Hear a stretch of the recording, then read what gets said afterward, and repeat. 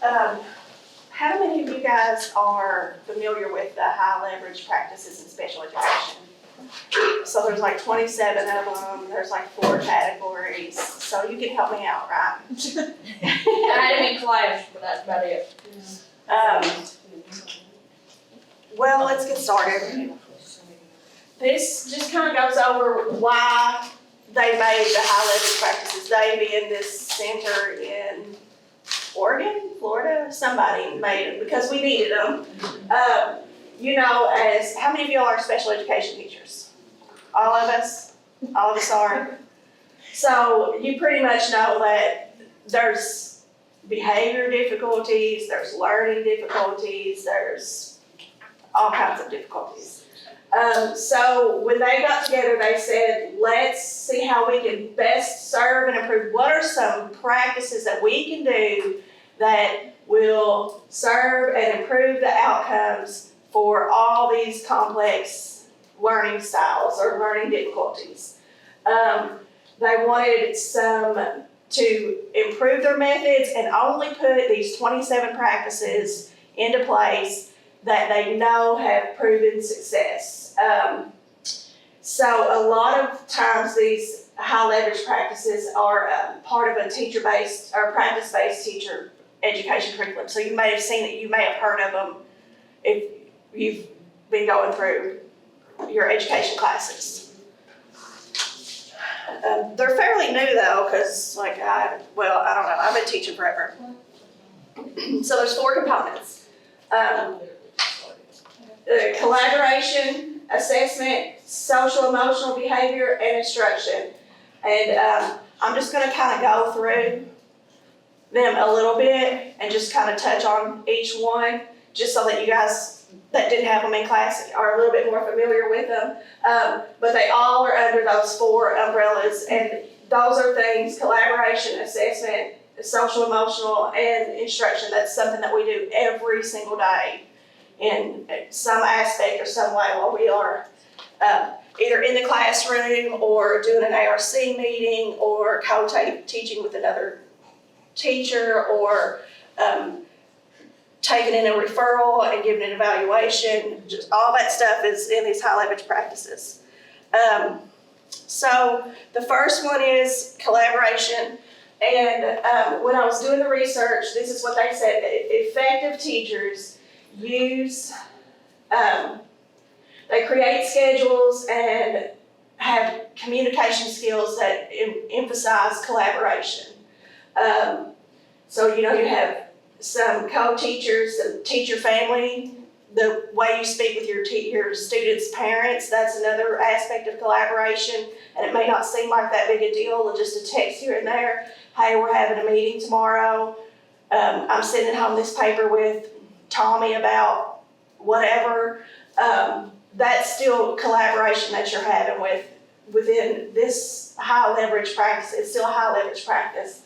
And of course, when you have an instructional aide or an interventionist that comes into your classroom and helps at certain times, that's collaboration as well. So that's one of the big ones. The other one is assessment. So you know, when you get all the data from an evaluation, how you interpret that data and explain it to the parents and even explain it to the regular education teachers. That is a high leverage practice. Any questions about assessment? That one's kind of an easy one. I'm not just talking formative, summative, I'm talking also especially the evaluation process and the data that you get back from when you reevaluate or evaluate students. This is a social, emotional, affective things that some effective teachers do. They use explicit teaching of social skills, so modeling and practicing and what's it called? Role playing, yeah. And then they implement the practices to prevent challenges that provide early intervention. So if you know that something is going to happen, like she said, talk to your students first. You know, you can kind of head it off before anything happens, like, hey, today we're gonna have an assembly and, you know, we're gonna sit here and watch Jiggy. I don't know if y'all know Jiggy. He's not today. Yeah. I missed Jiggy today.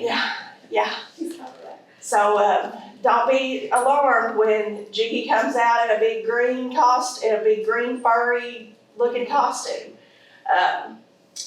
And then have support strategies that are delivered within the context of positive, caring teacher-student relationships. So, don't be afraid of Jiggy. What are some things that you think Jiggy's gonna do that you would be okay with?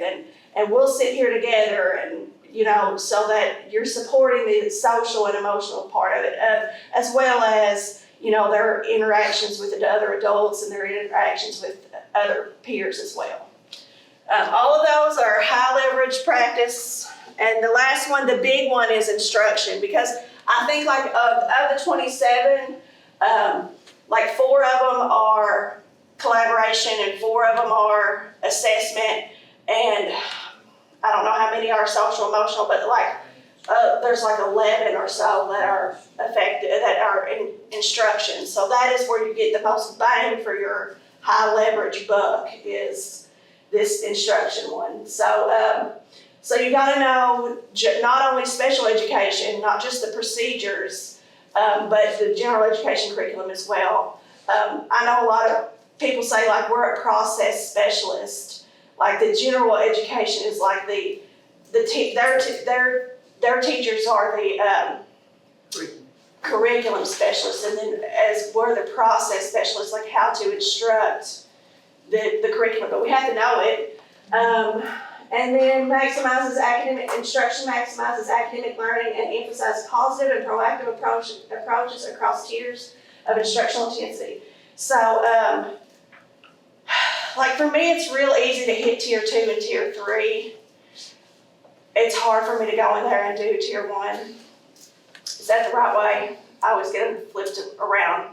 The general education, the core. So you're right. Yeah. That one's a little bit harder for me, but I know on the flip side, for regular education teachers, it's harder for them to hit tier 2 and tier 3. So that's you know, that's kind of how it's coming in together, the collaboration, and that all this kind of comes together. It's funny how they did that, huh?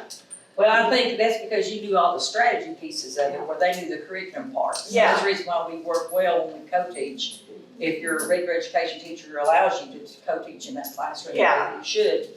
You're the SDI specialist is what you are. Right. You're the curriculum specialist. So here they are.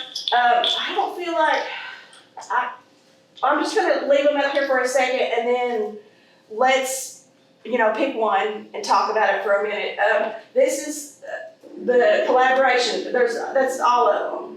And the one slide is this is all collaboration. So, collaborate with professionals, that's how we do co-teaching. Organize and facilitate effective meetings, that's our ARC meetings. And collaborate with families, we do that to support individual students all the time. Anything you wanna really jump out at this with collaboration that I haven't kind of already touched on? I think that third one there that we're talking about, the families, and Sharon is in here, she's one of our directors here in the KVAC area. We do have a hard time sometimes, especially when they're getting older in the middle school and the high school, for parents to come in to ARC meetings. And since COVID has hit, a lot of them now are like, yeah, I like this meeting on the telephone, this yeah. But it's really good to have them face to face, and we have to do all kinds of things sometimes just to get them in there. Just into the school system, to the school, you know, to do different activities or whatever. But that's the hardest one probably is the families, because they do feel, like it says, secure. Well, they feel insecure because a lot of them are not educated and they feel a little embarrassed. And then if you're having an ARC meeting, sometimes you will notice that the parents sitting here and then the teachers and the chairperson sitting in one place, so it looks like they're on trial. Mm-hmm. So, you know, it's just the way we have to present things ourselves and look at it in their perspective. You know, how do they feel? And they want to ask questions, so then we have to start asking them some questions just to get them to talk to us. So it can be a long journey. Oh, yeah, to ensure they're informed, I mean, I've done several home visits where I've been like, you know, here's the plan that we've got for Sasha, let's talk about it for a minute, and then I can remember I had to park my car on one side and go across this swinging bridge to the house that was on the other side, and you know, when I got there, the parents, they didn't seem too happy about it, but they were all willing to listen to what I had to say about their kid, so. And I think when they saw, wow, my child's really important, because she come all the way out here and come across this big, long swinging bridge. I know what she's talking It about. was high off the ground too, it was kind of scary. But yeah, and to say, you know, we have a plan for them, and here, look at this first page will tell you kind of where they're at, and this second page, and then if you go through it kind of and talk, then they're happy that you, They get Collaborate. overwhelmed when you do like evaluation meetings. oh yeah, So yeah, I always tell my parents that I'm always here, they can contact me at any time if they have any questions. yeah, yeah, And I and try to that's, stay in good contact with them. see, that's a high leverage practice. I know we often, Some don't. Yeah, we get caught up in using terminology that we understand. and then, You yeah, know, so I just to make it sound in a way that the parent understands. Right, right. Educated or not, like if we use, you know, our acronyms and, Oh, wow. you know, If you say like, yeah. standard- If you say standard deviation, Yeah. they're like, what in the world? yeah, So Well, yeah. they look at you funny because they're scared to tell you they don't know what that means. Yeah. Yeah, yeah. But all of those, that's high leverage, you're doing high leverage practices. And then these are all the assessment ones on this one slide. I can't hardly read this one over here. Can you all see this? Use multiple sources of information to develop a comprehensive understanding of students' strengths and needs. That's the actual verbiage of the high leverage practice. And then I kind of say create an individual profile of students' strengths and needs. You do that on the present levels, for sure. Any kind of progress monitoring you're doing. So that's that in that blue that you can't really see too much. And then the fifth one, communicate the assessment information. That's what we were talking about to parents, and not only parents, but to sometimes to regular teachers too. And you have to be like, look, see, this working memory is really low, and maybe a 15-minute video and then notes at the end that's a lot. Can we stop the video 5 minutes in or something? And so if you can communicate the assessment results to not just the parents, but your colleagues as well, that helps. Use student assessment data, analyze instructional practices, and make necessary adjustments that improve student outcomes. So that's really your progress monitoring piece. That's a lot of that. If you're doing that, then you're doing high leverage practices for sure, because you'll know, like, well, I have little ones. I do kindergarten, first and second now, but I mean, I did freshman and I did middle school for a while, so I've been all over. But you'll know when you have to switch up, like using manipulatives to reach this goal, and then you fade away the manipulatives. That's still part of the analyzing the assessment data. So if you're doing any of that, you're doing these high leverage practices.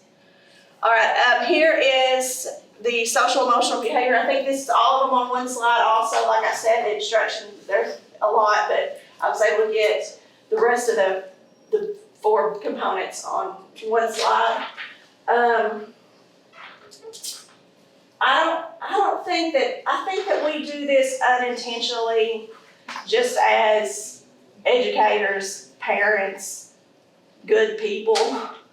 As far as a respectful learning environment that's organized and consistent.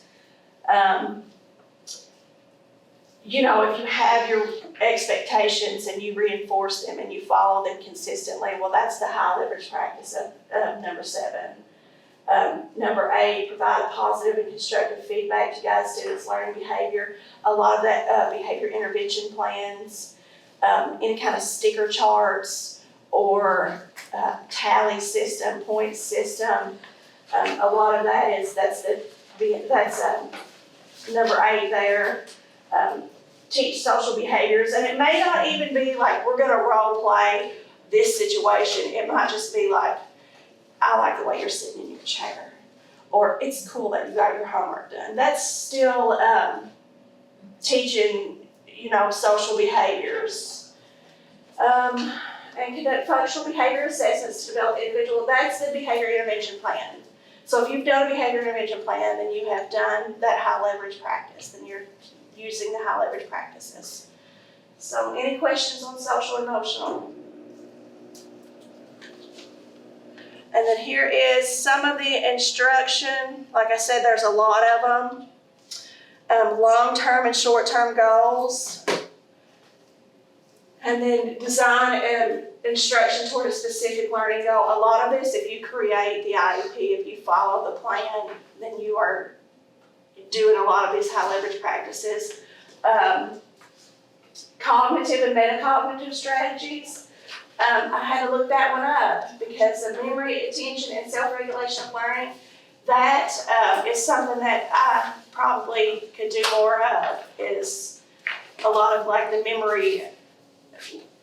Like I want to drill curriculum a lot, but a lot of our students need some practice of like just learning how to remember stuff. So that one.